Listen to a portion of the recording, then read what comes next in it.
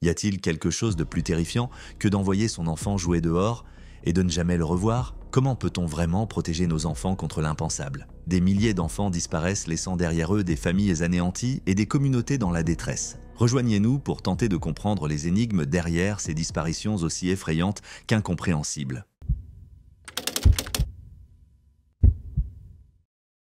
Andrew Gosden, élève de 14 ans à l'école catholique Macaulay, était un garçon discret, timide, réservé. Malgré sa nature introvertie, Andrew était un mathématicien brillant, passionné par la musique métal et les jeux vidéo. Ses parents le décrivaient comme un enfant casanier qui ne sortait jamais sans une bonne raison.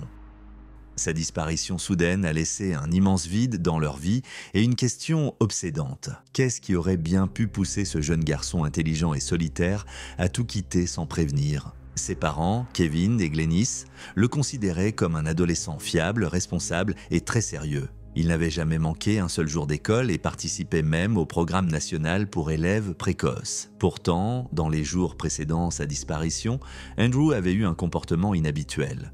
2 fois, il avait rompu avec sa routine, disant à ses parents qu'il était rentré à pied au lieu de prendre le bus scolaire. Avec la fin des vacances d'été, sa famille n'avait pas prêté attention à ces petits changements. Le 14 septembre 2007, la famille a remarqué qu'Andrew avait du mal à se réveiller, ce qui était très inhabituel pour lui. Il était connu pour se lever tôt sans jamais se faire prier. Son père, Kevin, se souvient d'une matinée banale sans incident particulier. Mais ils ignoraient que leur quotidien allait basculer à jamais. Andrew a quitté la maison à 8h05 du matin. Un ami de la famille, le révérend Alan Murray, l'a aperçu traversant le parc local en direction de son arrêt de bus habituel. Mais au lieu de prendre le bus, Andrew a changé d'itinéraire. Il est allé à un distributeur automatique pour retirer 200 livres sterling de son compte. Ensuite, il est retourné chez lui, a enlevé son uniforme scolaire et a mis des vêtements décontractés. Ses parents, partis au travail, croyaient qu'il se préparait pour aller à l'école comme d'habitude. À 8h30, Andrew est sorti de chez lui une seconde fois à Doncaster dans le South Yorkshire. Il portait un sac contenant sa console PlayStation Portable, son portefeuille et ses clés. Il s'est rendu à la gare de Doncaster et y a acheté un billet aller simple pour Londres. Le guichetier se souvient d'Andrew et a trouvé étrange qu'il refuse un billet aller-retour qui coûtait à peine 5 pence de plus. Pendant que le train fonçait vers Londres, sa famille pensait qu'il était à l'école, ignorant que leur fils entamait un voyage qui allait bouleverser leur vie pour toujours. À 11h20, Andrew est arrivé à la gare de King's Cross, à Londres. À 11h25, il a été filmé par les caméras de surveillance en train de sortir par l'entrée principale de la gare. Ce fut la dernière fois qu'il a été vu de façon certaine. Ce soir-là, ne le voyant pas rentrer chez eux et n'ayant aucune nouvelle, ses parents ont signalé sa disparition. Il était introuvable. L'enquête de police a révélé qu'Andrew n'avait plus été vu ni entendu depuis son arrivée à Londres. Sa disparition a lancé une vaste recherche à l'échelle nationale, accompagnée de nombreux appels à témoins et de signalements potentiels. Mais les jours ont passé, les semaines se sont transformées en mois, et peu à peu, l'espoir s'est estompé. Au fil du temps, les enquêteurs ont envisagé plusieurs hypothèses. Andrew aurait pu faire une rencontre en ligne, ou bien il aurait pu être victime d'un réseau de trafic d'êtres humains. Cependant, aucune preuve solide n'a jamais permis d'étayer ces pistes. En décembre 2021, un espoir renaît. La police arrête 2 hommes soupçonnés d'enlèvement et de traite d'êtres humains dans le cadre de la disparition d'Andrew. L'annonce a redonné un souffle à la famille, qui s'est prise à espérer une avancée décisive. Mais après enquête, les 2 hommes ont été relâchés et exclus de l'enquête. Le faux espoir a laissé place à une nouvelle déception. D'autres pistes ont été suivies depuis, mais à ce jour, l'affaire reste sans réponse. La famille d'Andrew a exprimé sa frustration face à l'enquête policière. Elle reproche aux forces de l'ordre de ne pas avoir exploré certaines pistes sérieusement et d'avoir, au début, focalisé leurs soupçons sur la famille elle-même au lieu d'enquêter dans d'autres directions. Malgré tout, la famille reste déterminée à découvrir la vérité. Elle continue d'appeler à témoins, de faire connaître l'histoire d'Andrew, de faire vivre sa mémoire, car tant qu'il n'y a pas de réponse, il reste de l'espoir.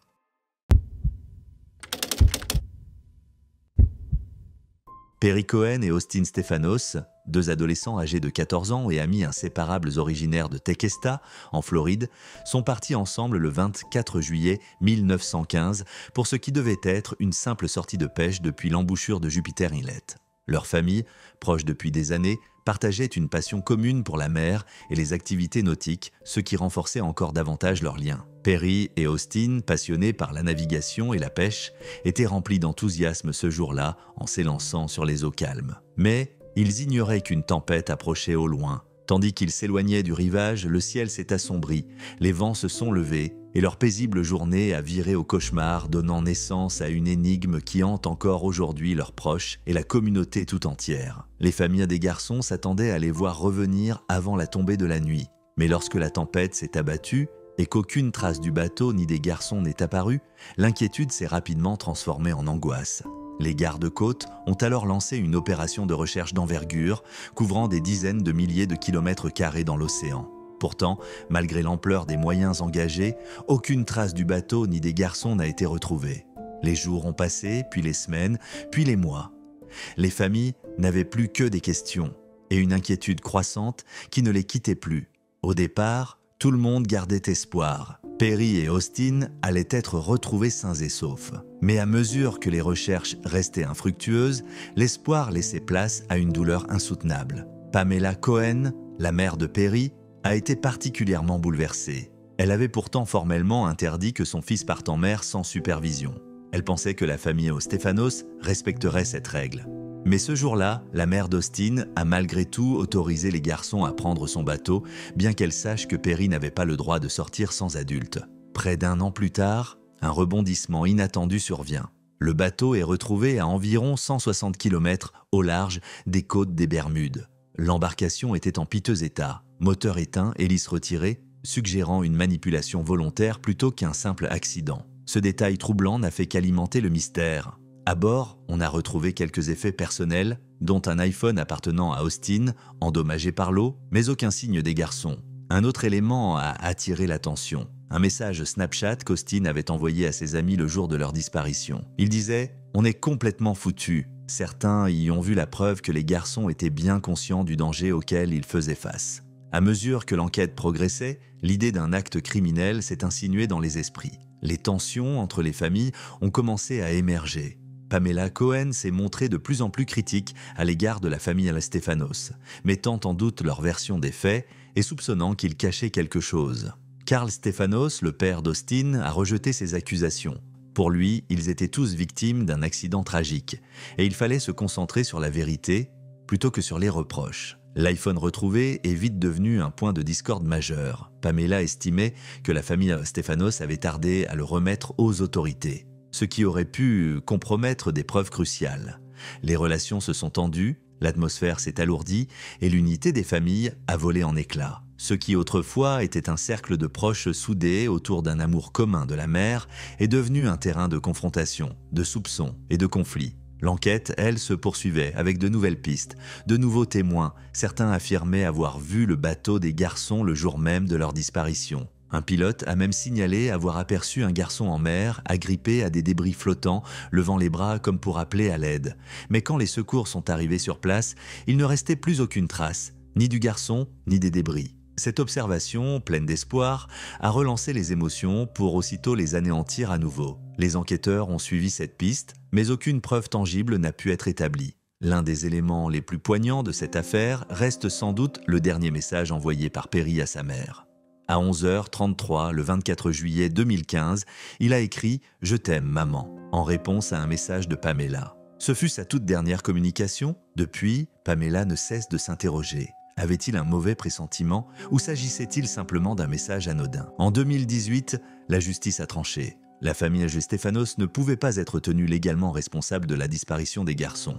La famille Cohen a fait appel, mais le verdict a été confirmé. Ce bras de fer judiciaire n'a fait qu'ajouter à la souffrance des deux familles. Aujourd'hui encore, l'affaire Perry Cohen et Austin Stefanos reste l'un des mystères les plus troublants de l'histoire récente de la Floride. Leur disparition a laissé une blessure ouverte, un vide immense dans le cœur de leurs proches et de toute une communauté qui continue, inlassablement, de chercher des réponses.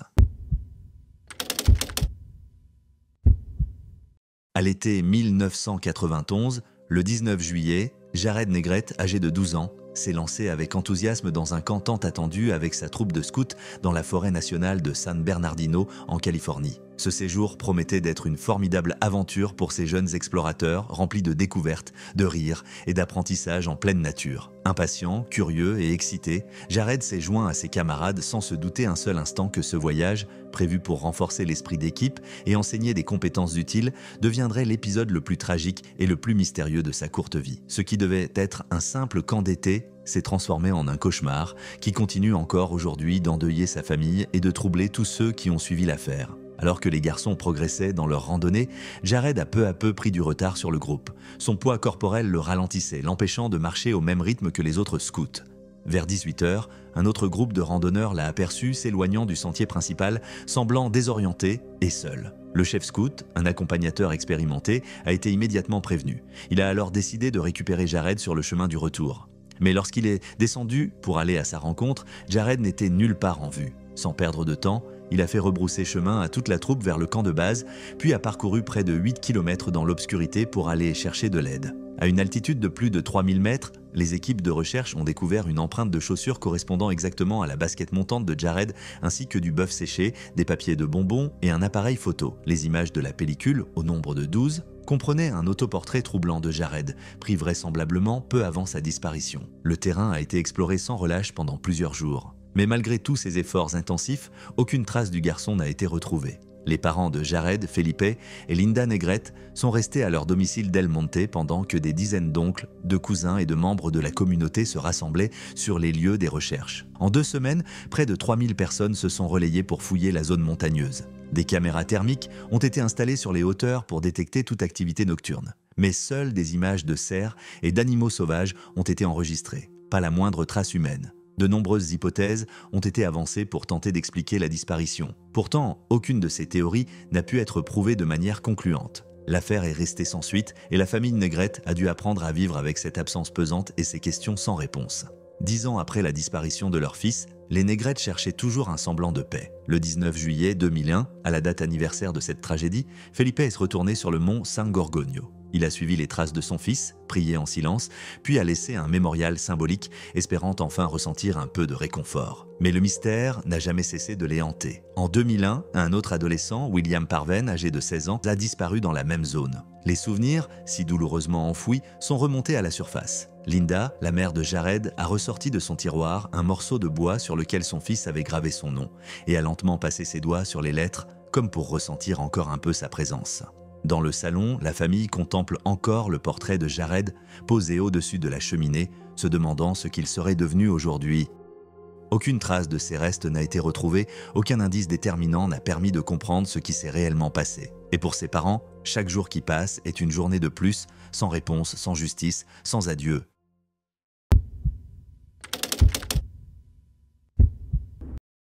Le 4 avril 2001, Kimiala Henson, jeune mère de 21 ans, a quitté Portland dans l'Oregon avec ses 2 filles, Shaina Kirkpatrick, âgée de 2 ans, et Shosha Henson, âgée de seulement 3 mois. Elle avait accepté l'invitation d'une amie pour partir en voyage. Kimiala avait prévu de se rendre en Colombie-Britannique, au Canada, avec son amie Christina Mayer et le mari de cette dernière, Frank Euring. Ce qu'elle ignorait, c'est qu'Euring était un criminel recherché dans l'État du Missouri. Il avait un lourd passé, mêlé de violence, et faisait l'objet d'un mandat d'arrêt pour tentative de meurtre sur son ex-femme. Il était aussi lié à un groupe satanique. Mayer, quant à elle, avait présenté Euring à Kimiala sous un faux nom, Curtis. Au cours du voyage, le groupe s'est arrêté en Californie. Kimiala y a récupéré son acte de naissance, probablement en vue du passage de la frontière vers le Canada. Ils ont passé la nuit au Shasta Lodge à Redding et se sont brièvement arrêtés à Sacramento, sans doute pour finaliser les préparatifs administratifs. Mais peu de temps après, tout a basculé. La mère de Kimiala est décédée à Portland, et lorsque les membres de la famille ont tenté de joindre Kimiala pour l'en informer, toutes les tentatives sont restées vaines. Plus aucun contact. Le 20 avril 2001, soit 16 jours après le départ, Mayer et Euring ont été découverts à une aire de repos dans le comté de Collier, en Floride. Le couple gisait dans un véhicule. Mayer avait été tué par balle et Euring semblait s'être tiré une balle lui aussi. Il respirait encore lorsqu'un officier de police est arrivé sur les lieux, mais il est décédé peu après à l'hôpital de Naples. Pourtant, aucune trace de Kimiala ni de ses filles. L'enquête qui a suivi a permis de révéler des détails glaçants. Mayer avait usurpé l'identité de Kimiala et utilisé ses cartes bancaires pour acheter de l'essence et de la nourriture. Un objet inquiétant a été retrouvé dans la voiture, une hache tachée de sang. Les analyses ont confirmé qu'il s'agissait exclusivement du sang de Kimiala. Il devenait évident que Mayer et Euring avaient prémédité quelque chose de terrifiant. Pourtant, le sort réservé aux 2 fillettes restait totalement inconnu. Le 28 avril 2001, le corps sans vie de Kimiala a été découvert près de Nixon, au Nevada. Elle avait subi des violences extrêmes, des blessures par armes contondantes ainsi que des impacts de balles. Cette découverte tragique a immédiatement soulevé une autre question encore plus angoissante. Où étaient passées Shaina et Shosha? Étaient-elles mortes elles aussi? Ou bien en vie, quelque part? Les autorités ont intensifié leurs recherches, essayant de reconstituer le parcours du couple après la mort de Kimiala. Les reçus d'hôtel ont confirmé que Mayer et Döring avaient poursuivi leur route jusqu'en Floride sans les enfants. Ni les sièges auto des fillettes, ni leur certificat de naissance n'ont jamais été retrouvés. Les enquêteurs ont envisagé plusieurs hypothèses, dont la possibilité que les enfants aient été vendus, ou pire encore, éliminés. Le désespoir s'est emparé des familles. L'enquête, relayée dans les médias nationaux, a suscité une vive émotion et une mobilisation générale. Le FBI, appuyé par les forces locales, a poursuivi l'enquête sans relâche, suivant chaque piste, examinant chaque indice. Mais aucune d'elles n'a permis de localiser les fillettes. Stephen Kirkpatrick, le père biologique de Shaina et Shosha, a pris publiquement la parole pour exprimer son angoisse et sa soif de vérité. Il a collaboré avec les enquêteurs et multiplié les appels à témoins. Il garde l'espoir, malgré tout, que ses filles soient encore en vie quelque part et qu'un jour, il pourra les retrouver. Mais avec les années qui passent, l'affaire s'est peu à peu refroidie. Les pistes se sont taries, les preuves manquent, les indices se font rares. Et pourtant, ni la famille, ni la communauté n'ont perdu totalement espoir. Qu'est-il arrivé à Shaina et Shosha? En juin 1969, la famille Martin a entrepris son traditionnel voyage de camping annuel pour la fête des pères au parc national des Great Smoky Mountains. Cette escapade était une véritable tradition familiale, un moment attendu avec impatience. Dennis Martin, âgé de 6 ans, était particulièrement excité à l'idée de partir à l'aventure avec son père, son grand-père et son frère. La famille a retrouvé des amis et d'autres membres de la parenté avant de tous se diriger ensemble vers Spencefield, un lieu de randonnée pittoresque et populaire. Dennis et son frère se sont joints à 2 autres garçons, riants, courants, insouciants. Le père de Dennis, William, les observait en souriant, profitant du bonheur simple de les voir s'amuser. Les enfants décidèrent alors de monter un petit jeu. Ils allaient se cacher dans les bois pour surprendre les adultes. Ils s'éclipsèrent en ricanant, chuchotant à la recherche de la meilleure cachette possible. Mais un étrange pressentiment saisit William. Lorsque les garçons revinrent de la forêt pour faire leur surprise, Dennis ne faisait pas partie du groupe. William a senti que quelque chose n'allait pas. Il a rassemblé les adultes et a lancé une première recherche dans les environs, appelant Dennis à travers les bois. Alors que le jour déclinait, le grand-père de Dennis, Clyde, s'est mis en route pour demander de l'aide. Il a parcouru plus de 14 km à pied jusqu'à la station de Rangers de Cades Cove. Les autorités du parc ont rapidement réagi. Une équipe de secours a été mobilisée sans attendre, bientôt rejointe par des centaines de volontaires venus prêter main forte à la recherche du jeune garçon. Dès le lendemain, les opérations ont pris de l'ampleur. Le personnel du parc national a été entièrement réquisitionné et des volontaires affluaient des villes environnantes. Malgré tous ces efforts colossaux, aucun indice, aucune trace de Dennis n'a été découverte. Des hypothèses ont commencé à circuler. Certains pensaient que Dennis s'était perdu, d'autres redoutaient qu'il ait été attaqué par un animal sauvage. La famille a reçu plusieurs témoignages, mais aucun ne s'est avéré concluant. Un homme a déclaré avoir vu, de loin, une silhouette portant quelque chose de rouge sur l'épaule, s'éloignant précipitamment de la zone. Or, Dennis portait justement un t-shirt rouge ce jour-là. Pourtant, ce signalement a été écarté, jugé trop imprécis à cause de la distance d'observation et du manque de détails fiables. La recherche s'est poursuivie pendant plusieurs jours, puis plusieurs semaines. Mais à mesure que le temps passait, la peur et l'angoisse laissaient place à un sentiment d'impuissance. La famille Martin, elle, n'a jamais abandonné. Même des années après, il continuait à revenir dans ces bois. En 1985, soit 16 ans après la disparition, un chasseur a signalé avoir découvert des ossements d'enfants dans les bois. Mais l'enquête n'a jamais permis de confirmer s'il s'agissait de Dennis. Et l'origine de ces restes est restée incertaine. Avec les années, l'espoir de retrouver Dennis vivant s'est peu à peu éteint. La famille a dû faire face à l'idée que leur petit garçon avait sans doute péri dans les montagnes ce jour-là. Cette cruelle vérité a conduit, à contre-cœur, à la décision d'interrompre définitivement les recherches. À ce jour, la disparition de Dennis Lloyd Martin reste l'un des mystères les plus poignants de l'histoire des parcs nationaux américains.